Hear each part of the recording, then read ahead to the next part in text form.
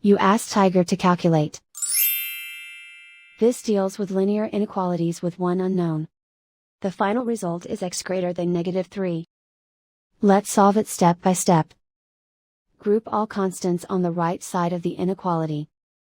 Add 4 to both sides.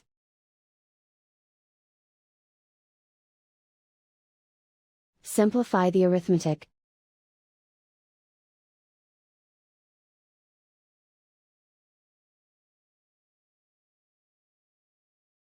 Isolate the x. Divide both sides by 5.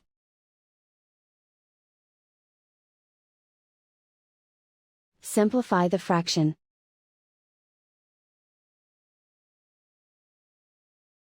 Find the greatest common factor of the numerator and denominator.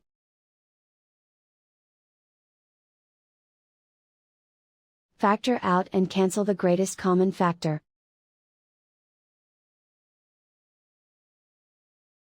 Plot the solution on a coordinate grid. And so the final result is x greater than -3.